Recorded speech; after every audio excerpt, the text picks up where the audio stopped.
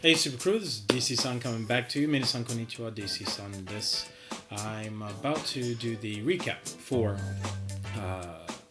Volume 1 of RWBY. I have to say that it's been maybe about a week since I've seen it, and I love it. Given the time period of me catching up is a good 3 years behind.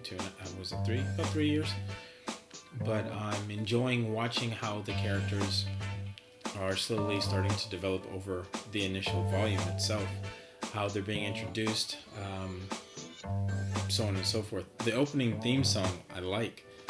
Volume 1, it's pretty cool. It's good energy. Trying to listen to the lyrics, and the lyrics, they sound kind of sad, but very catchy. And I like how the characters are coming in to the frames and leaving the frames as the opening goes on. But anyways, going on with chapter 1. Chapter 1 was a pretty good chapter, introducing your main character and things. She seems a bit hesitant but very confident. You have a robbery that's going on, and she just happens to be at the right place at the wrong time. What I thought was cute is she's standing in the back of the store and she's reading the magazine Weapon, which is just kind of funny. But anyways, moving on through the chapter, one of my favorite chapters, my favorite 2 chapters would be towards the end of chapter 4, which is going into chapter 5. And it's basically when the characters have been introduced to each other at the school. They're standing on the cliff and they're about to be, for those who haven't watched, spoiler, I'm just saying, they're about to be launched into the air, basically across the forest, and then they have to go and find what they're told to go search for to complete their lesson or their quest, so to speak. So it's kind of funny because, I don't know, for 2 seconds it reminded me of Harry Potter.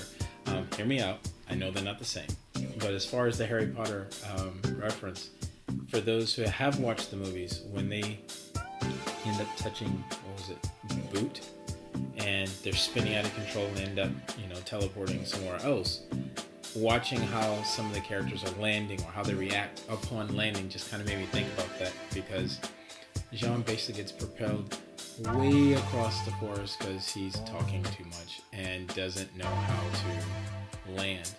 So, of course, one of the most badass characters on there, at least so far, because I know there's tons more there, but Kira basically just takes her spear. She does one of these numbers and just gauges where he's going to land and then chucks the spear at him and saves him. It's like, you can't get cooler than that, man. She's just like, oh yeah, I got this.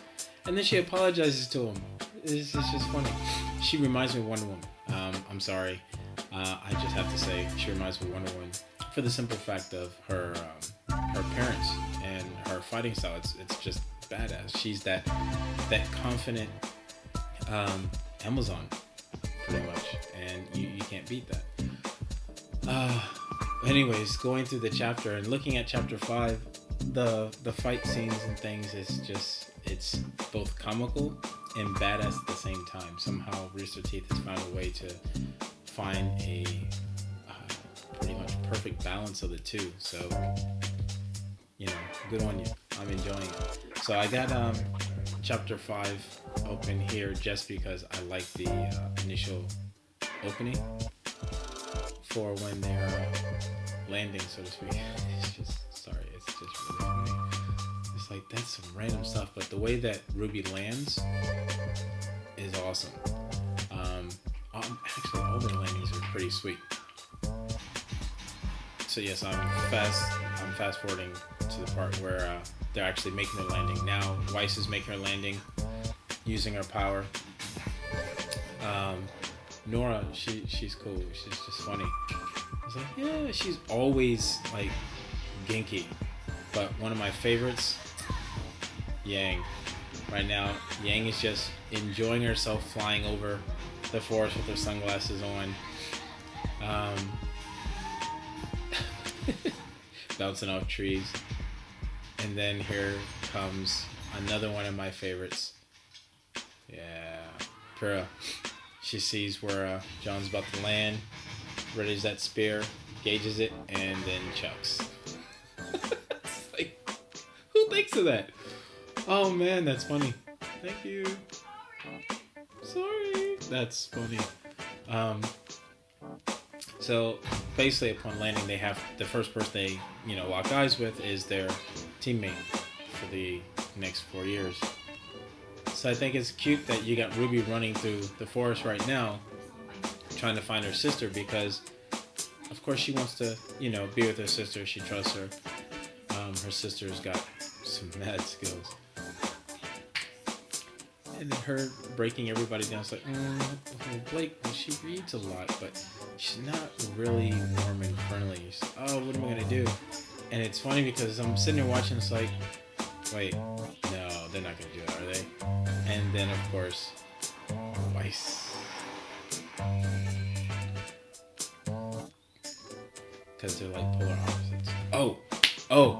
So, something I noticed, and it took me until almost the entire chapter, and the entire first volume was over. Sorry, I know I'm late, but I gotta say this. So, I'm watching this, and at first I thought it was just shadow of where Weiss was standing, but it's not. She's got an actual scar across her face, and that scar's from the trailer. Yes, I know I'm slow, don't care. I didn't realize that until watching it. It's like, wait a second, why is her eye? Wait, that's where the blood was in the trailer.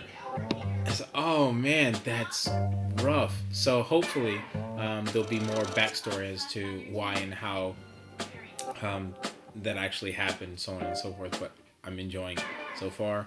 It's been great. I will catch you guys at the end and let you know how it goes.